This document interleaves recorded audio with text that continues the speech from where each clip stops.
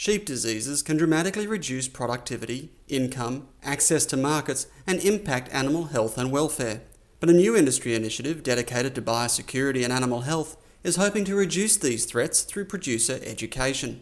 The Livestock Biosecurity Network is an independent industry group designed to promote greater awareness of biosecurity risk and to improve on-farm preparedness for exotic and endemic disease outbreaks. The LBN's Regional Officer for Victoria, veterinarian Dr. Patrick Kluver, says a biosecurity plan is inexpensive to prepare and implement and will have immediate payoffs in preventing disease incursions and limiting their spread. When people say biosecurity, it means a lot of different things to different people, but it's sort of an all-encompassing umbrella which covers disease control, keeping disease out, endemic diseases, foot rot, lice, etc., but also exotic diseases like FMD. Now, if FMD got in the country and had a chance to set sail, we'd be looking at a bill of $50 billion over 10 years. Now, that's not $50 billion to the economy, that's mostly farmers bearing that cost. So biosecurity is so important for the ongoing protection of our markets.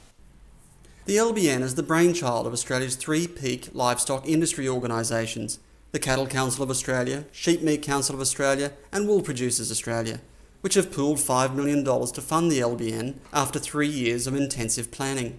Through the LBN, livestock producers will be made aware of the importance of animal health, welfare and biosecurity and be alerted to the latest science and legislation relating to their on-farm practices.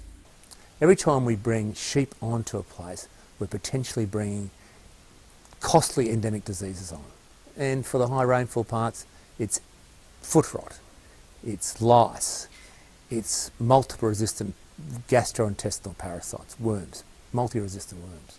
So these all will cost our business money. They're going to cost us money to get rid of.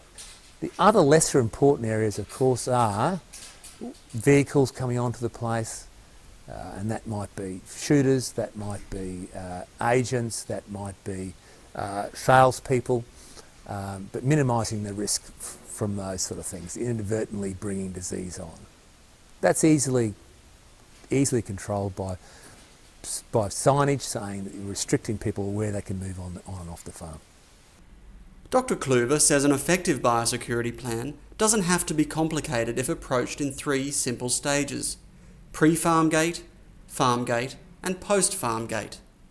So pre-farm gate is the checks you do before you decide you're going to purchase some sheep. So that would be looking at a sheep health statement is the most important thing. Checking the sheep health statement, making sure you understand it and read it thoroughly. And that gives you information on some of the more significant diseases we've got to worry about. Lice, foot rot, OJD, and any recent treatments that goes.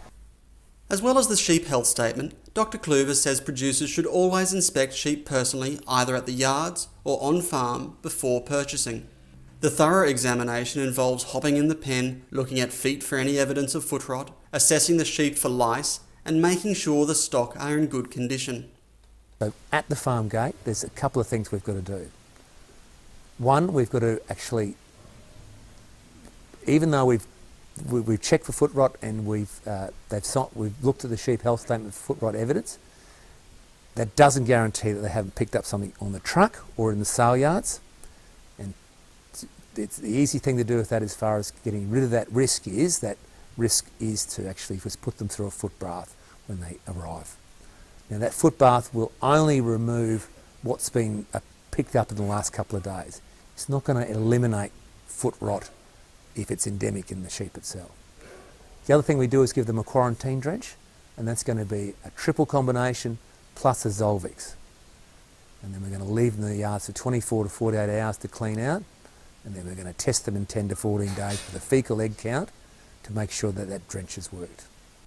The post-farm gate measures include placing the sheep in a quarantine paddock before joining the rest of the flock. We keep them in quarantine, separated from other sheep, in a secure area, hopefully a sheep-proof fencing or double fencing with a plantation, separated physically from other sheep until we're sure they haven't got foot rot. And that'll be usually in this part of the world, in Victoria, a good spring, so at the end of spring. For lice, it may take 6 to 8 months Okay, so we've got to make sure they haven't got that.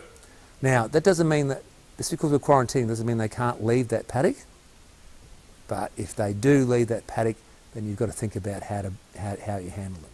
One thing for sure is that it's much easier to treat one mob for foot rot, and much more successful to treat one mob for foot rot than treating the whole flock for foot rot. And the same with lice.